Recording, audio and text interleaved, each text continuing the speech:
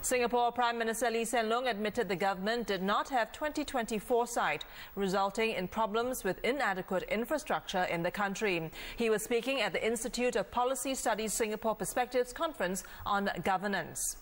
Acknowledging the problems of insufficient housing and inefficient transportation network, Mr. Lee pointed out that the government was blindsided by the outcome of some international events. He elaborated that in 2001, the 9/11 terrorism attacks plunged countries into recession. Singapore dealt with a slow economy with minimum population growth, and local housing prices went down. But by 2005 and 2006, Mr. Lee said the mood changed and the economy started picking up. So he said the government did what it thought would have been appropriate then. I decided that we should try and make up for lost time. Because you want the economy to grow. You want Singapore to make progress. And you don't know how long the sun is going to shine. As it turned out, the sun remained shining for longer than we expected. So, the population grew faster than we expected. Our infrastructure didn't keep up. Should we have given ourselves more buffer and said, let's build and be ready? I think in retrospect, clearly, yes, we could have done more. Could we have predicted that we would have 5 years where the economy would grow brilliantly and our population would increase so rapidly? I don't think you could easily have said that. Should we then have said, I didn't plan for this infrastructure, let's tell the business to go away and let's forget about the growth. We don't need the IRs, we don't need these extra jobs. We just stay where we were. I think that would be very risky. So we went ahead, the strains showed up.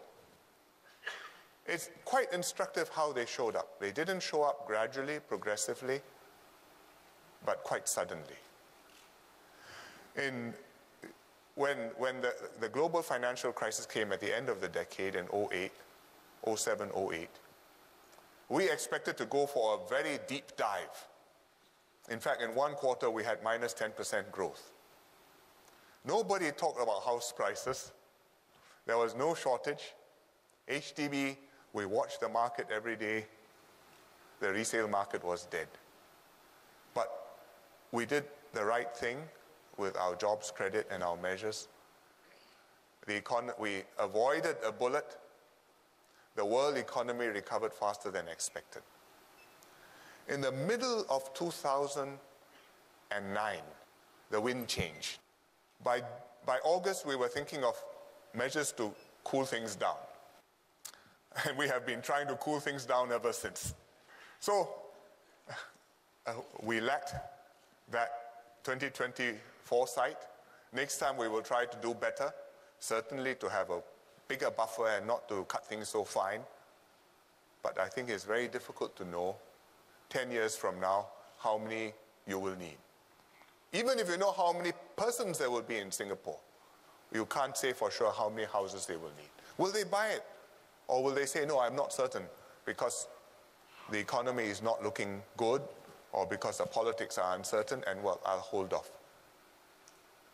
But when the market goes up, it goes up with a vengeance and, well, we've paid a political price.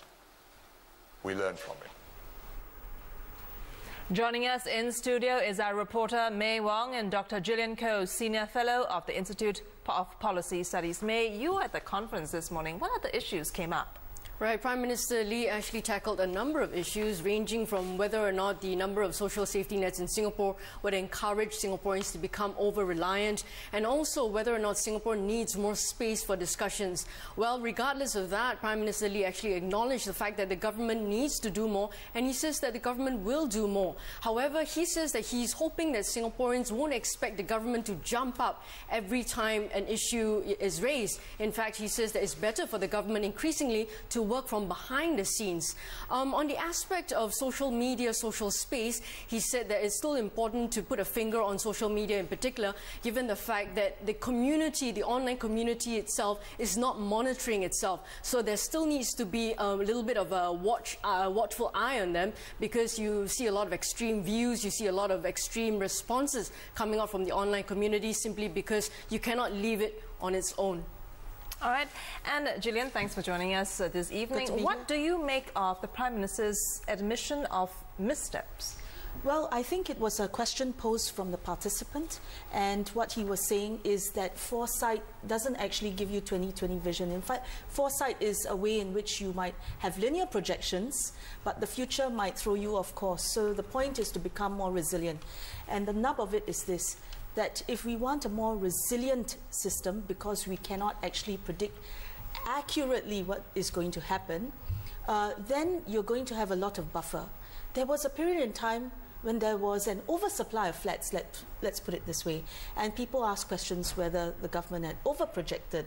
So if we move to the future and we say we want a more resilient system, then members of the public, people trying to hold the government accountable, also have to understand why we must afford ourselves that redundancy, that buffer. Gillian, what is the significance in terms of him admitting this lack of 2020 foresight, given the fact that the government is coming up with a white paper on population and infrastructure very soon?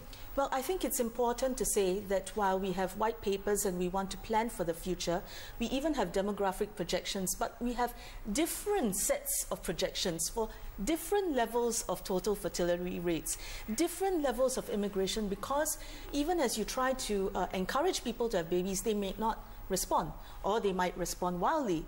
Even if you try to encourage foreign labor to come to Singapore, if we're a global city, a magnet for talent, we might encourage them to come, but they might not come. So then you've over-prepared. So even when it comes to a rather technical issue of demographic projections, there's going to be a set of different projections. Where do you place your bets? I think the bottom line is this. When the Prime Minister said you have to engage more, it is really trying to engage the public in this idea that we may govern, we set broad directions, and we also do our due diligence with the projections, but life might take over and you have a different outcome altogether. But we must all decide we want to give ourselves that slack, and we're not going to bust each other up for wastage in that case. I mean, with the PM's statement today, do you think it set a signal for perhaps a different tone in future governance? Well, I think so. Another thing he said was that there would be many issues which should be best left to people, to the people sector. And he also said that how sometimes, well, in America, people have sort of bemoaned the lack or the disappearance of social capital because life is too busy, people have different ways of engaging each other. But in Singapore, that we should continue to grow this idea of a community, and that we would have many platforms to talk about what matters to us, build a broad sort of middle ground as to where we stand and move forward together with that negotiated consensus. There won't be one single point, but policy gets more complicated that way, and we have to really engage the ground and understand where people are at, where are their concerns, and take into consideration the projections we talk about and find a middle ground. But how do you see the government further engaging people? Because at this point in time, people are still saying there is still this gap between the government and the people. Well, I think the most immediate example is the Our Singapore Conversation exercise. And this is an exercise that the government has invited people, insofar as they are interested, want to take the initiative, to join in and contribute their ideas. There's no stopping anyone. In the white paper that you said might be launched tomorrow, I think you've seen the very long and protracted effort to consult people on what they think are the different issues that come to mind when you talk about growth of population, who should comprise that population. You've seen 2 or 3 papers that have been issued by various ministries, along with projections, and going out roadshows, sharing these, asking people for their views. So you've seen at least these 2 instances of how that is changing. All right, Gillian, thanks for joining us, and May, thanks for being on set with us. And I was speaking to Dr. Gillian Koh, Senior Fellow of the Institute of Policy Studies.